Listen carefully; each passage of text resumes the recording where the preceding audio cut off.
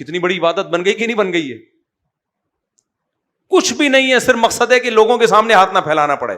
جس کی طبیعت میں استغنا ہوتا ہے نا، خدا کی قسم اسے کسی سے مانگتے ہوئے جو موت آتی ہے نا، ذلت محسوس ہوتی ہے، بشرطے کی غیرت ہو. وہ ڈوب کے مر جائے گا، وہ کہے گا یار میں کیسے ہاتھ پھیلاؤں. ہمارے حضرت نے ہماری تربیت کی کوشش کی، ہم تو نہیں بن سکے.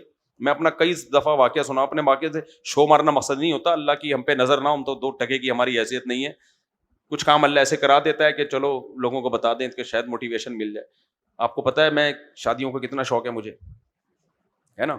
میری جب تیسری شادی ہونے والی تھی نا، میری عمر ہوگی اس میں 2011 یا 10 کی بات ہے، 8 سے 17 سال پہلے.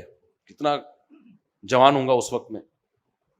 تو شوق کتنا تھا، بہت اچھا رشتہ تھا. خوشی سے مجھے رات کو نیند نہیں آئی، صبح شادی ہونے والی ہے. لوگ تو کہہ رہے ہوں گے شرم کرو، لیکن بہرحال میں نہیں کر رہا شرم. خیر، صرف اس پہ ہمارا رشتہ ٹوٹا ہے. آدھا تولہ سونا مہر میں زیادہ مانگ، آدھا یا 1.5 تولہ کچھ، اور اس وقت وہ 35-40 ہزار روپے مجھے اضافی دینے پڑ رہے تھے. نہیں آئی سمجھ میں بات؟ کتنے دینے پڑ رہے تھے؟ 35 سے 40 ہزار مجھے اضافی، جو میرے پاس تھے نہیں.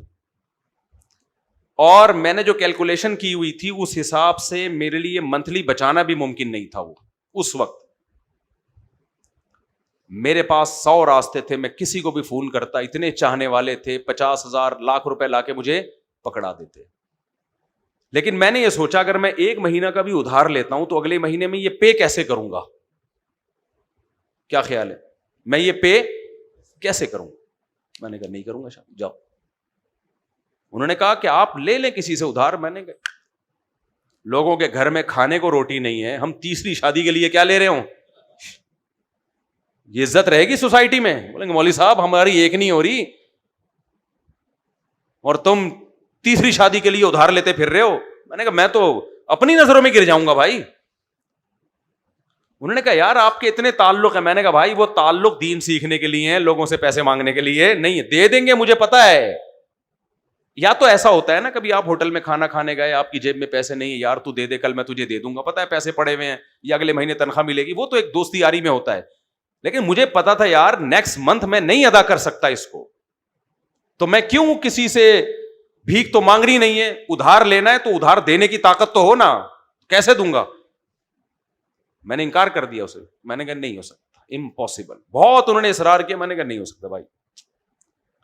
تو یہ میں شو مارنے کے لیے نہیں سنا رہا، اللہ نے ستاری کا معاملہ کیا ہوا ہے، ہر شخص کے عیبوں پہ پردہ ڈالا ہوا ہے، صرف موٹیویشن کے لیے، بتانے کے لیے کہ بھائی لنقل، ہم اپنے حضرت سے سنتے تھے لنقل الصخر من قلل الجبال احب الی من منن الرجال. کیا شعر ہے، مزہ آتا ہے خدا کی قسم. ہمارے حضرت شعر پڑھتے تھے لنقل الصخر من قلل الجبال. قلل کہتے ہیں پہاڑوں کی چوٹی. غیرت مند آدمی کہتا ہے پہاڑوں کی چوٹی پہ جا کے پتھر اٹھا کے لانے کی مزدوری یہ مجھے قبول ہے، اور یہ مجھے آسان لگتی ہے بنسبت اس کے کہ میں مخلوق کے سامنے ہاتھ پھیلاؤں کہ پیسے دے دو، پیسے دے دو. یہ کہا کہ پتھر اٹھا لوں گا پہاڑوں پہ چڑھ کے، اٹھا کے نیچے لے آؤں گا، یہ مزدوری کر لوں گا. آسان کام ہے پہاڑوں سے پتھر لانا. لیکن کسی کے سامنے یہ کہنا کہ پیسے ہی نہیں ہے، کیا دے دو؟ پیسے دے دو. کہا یہ نہیں ہوتا. منن الرجال، کسی کا احسان قبول کرنا نہیں ہوتا ہم سے. شاعر کہہ رہا ہے.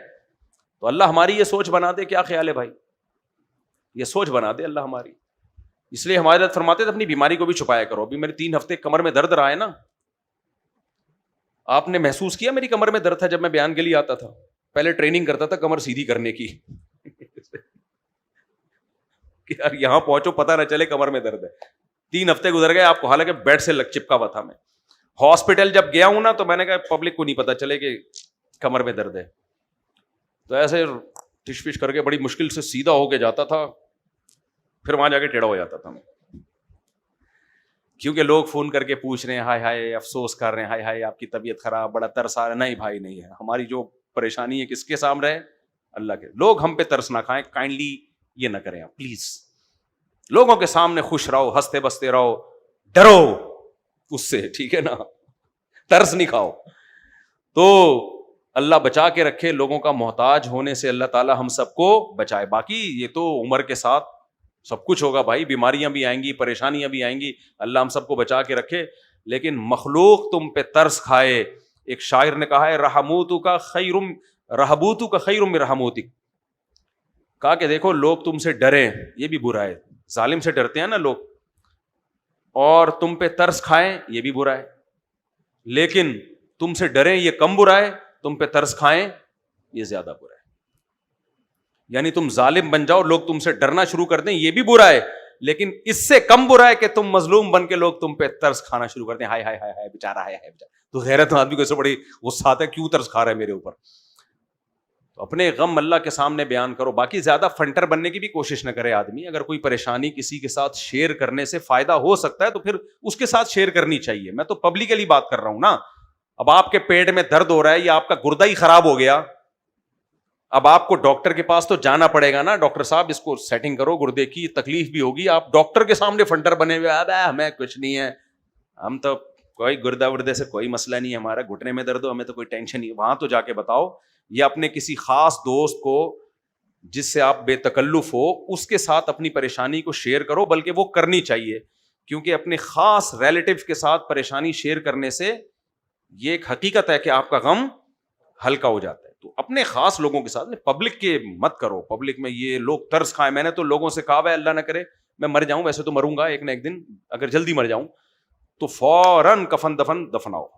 یہ جو پبلک میں لا کے کیش کرایا جاتا ہے نا, ہائے ہائے ہائے ہو, اور پھر مضامین آ رہے ہیں, ہائے ہائے چلے گئے, اب ہم شادیاں کیسے کریں گے, ہائے ہائے ہمارے تو کنوارا بنا چھوڑ دیا, ابھی تو میں نے ابا سے بات کروانی تھی مفتی صاحب کی فون پہ, مفتی صاحب کو میں نے بولنا تھا آپ پہلے ہی چلے گئے, خود 4 کر لی, ہماری ایک بھی نہیں کروائی. ایسے ہی باتیں, لوگ ترس کھا رہے ہو, حضرت جی یہ تھے, حضرت جی بس کرو یار. بہت سارے مارکیٹ میں حضرت جی آئے ہیں, مارکیٹ سے شاٹو, کوئی حضرت جی نہیں گئے. بہت سارے حضرت جی آئیں گے مارکیٹ سے, کیا ہو گئے, بڑے بڑے علماء دنیا سے چلے گئے. شریعت کا حکم ہے جب کوئی جائے تو تماشے مت کرو, یہ اجمیوں میں بدعت ہے, عربوں میں نہیں ہے یہ. جب بھی کوئی دنیا سے جائے غسل کفن دفن, اور اس کے لیے پوری زندگی دعائیں بس. یہ اخباروں میں لانا اور جنازے کی کوریج اور یہ بھائی اسلام میں پسندیدہ نہیں ہے. کوئی نیا کام نہیں ہوا, دنیا سے سب نے جانا ہے, مارکیٹ سے ایک اور بندہ کیا ہو گیا شارٹ, کوئی مسئلہ نہیں ہے, کوئی نیا کام تھوڑی ہوا ہے. تو خیر ہمارے حضرت نے وصیت کی تھی میں جیسی مر جاؤں نا فوراً دفنانا, اور میرے گھر میں آگے ڈیرے ڈال کے نہیں بیٹھنا تعزیت کے نام پہ. ڈانٹ لگائی ہوئی تھی, وہیں سے پتلی گلی سے نکلنا. سے تمبو لگتے ہیں, کئی دنوں تک تعزیتی پروگرام چلتے ہیں. جو میزبان ہے وہ کہتا ہے بھائی تو مر گیا, اوپر سے ہمارے لیے مصیبت کھڑی کر گیا. تو خیر میں جلدی سے بات کو سمیٹوں. تو حضرت حذیفہ کو نبی نے ٹاسک دی کہ کیا سیکھنا ہے, یہودیوں کی زبان. کیا خیال ہے؟ تو اب حضرت حذیفہ نے یہ کام عبادت سمجھ کے کیا, صحیح ہے نا. اور عبادت کے بارے میں نے بتایا قرآن کیا کہتا ہے کہ نماز میں ایکسیلنسی کیسے ہے, کہ ایسے کہ اللہ تمہیں دیکھ رہا ہے. تو یہ نماز تو ایک سائن ہے, علامت ہے. ہر کام جو اللہ کی رضا کے لیے کیا جائے گا ایسے کیا جائے گا جیسے اللہ ہمیں دیکھ رہا ہے, پورا فوکس. تو حضرت حذیفہ نے مکمل فوکس کیا, اور ابو داؤد کی روایت ہے, کہتے ہیں میں نے 15 دن میں ان کی زبان سیکھ لی. ہو سکتا ہے بہت ایکسپرٹ نہ ہوئے ہوں, مجھے معلوم نہیں ہے کہ وہ بہت ایکسپرٹ ہو گئے تھے یا نہیں ہوئے, تو مجھے نہیں پتا. لیکن جب حضرت حذیفہ کہہ رہے ہیں میں نے سیکھ لی, اس کا مطلب بیسک تو سیکھ چکے تھے نا وہ. آج 15 دن میں کوئی سیکھ لیتا ہے؟